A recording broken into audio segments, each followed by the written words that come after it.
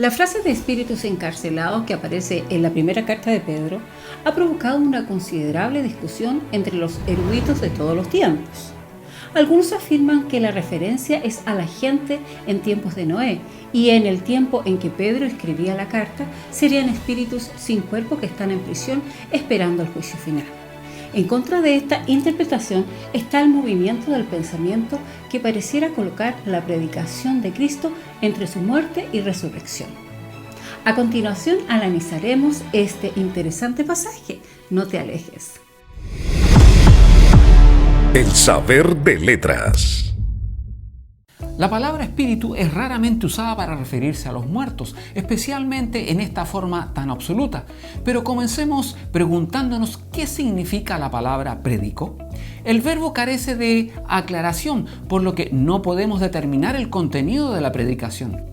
En resumen, solo el hecho de la predicación es lo importante, no el mensaje. O sea que entendemos que el verbo predicó significa que Cristo proclamó su victoria sobre los adversarios. De hecho, le estaríamos agregando algo al texto si interpretásemos que la palabra predicó significa la predicación del Evangelio. ¿Estos espíritus encarcelados pertenecen a seres humanos o ángeles caídos o ambos? En este pasaje Pedro califica la palabra espíritu de dos maneras. En primer lugar, estos espíritus están guardados en prisión y en su segunda epístola Pedro escribe que Dios envió a los ángeles que pecaron a tenebrosos calabozos a ser reservados para el juicio. De paso, conviene aclarar que la Escritura no dice en ninguna parte que las almas de los hombres sean guardadas en prisión. A continuación, Pedro dice que los espíritus son los que desobedecieron en tiempos antiguos. Él escribe, los espíritus que desobedecieron, no dice en ningún caso los espíritus de los hombres que desobedecieron.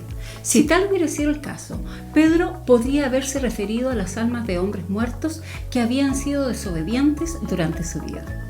Sin embargo, la palabra espíritus, tal como Pedro la califica, se refiere a seres sobrenaturales. Este modo de emplear la palabra concuerda asimismo con la literatura intertestamentaria, en la cual el término espíritus designa a ángeles o demonios. Las interpretaciones de este texto han sido muchas. He aquí algunas de ellas expuestas en orden cronológico.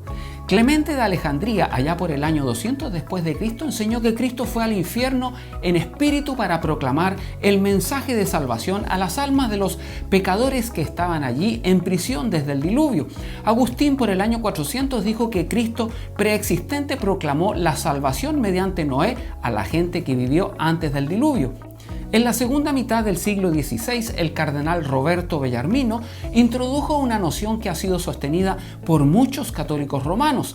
En su espíritu, Cristo fue a liberar las almas de los justos que se arrepintieron antes del diluvio y que habían quedado en el limbo, es decir, en un lugar entre el cielo y la tierra. Según Bellarmino, las almas de los santos del Antiguo Testamento. Una interpretación promulgada por Friedrich Spitzer en la última década del siglo XIX es esta.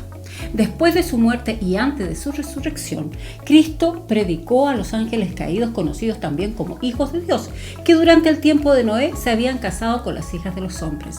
Los teólogos contemporáneos enseñan que el Cristo resucitado, una vez ascendido al cielo, proclamó ante los espíritus encarcelados su victoria sobre la muerte.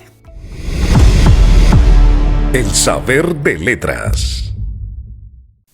Una vez más hemos llegado al final de nuestro espacio y confiamos que las letras en el tiempo son un aporte para cada uno de ustedes. No vacilen en compartir este programa con vuestras amistades. Un abrazo, cuídense mucho y hasta la próxima. Adiós. Adiós.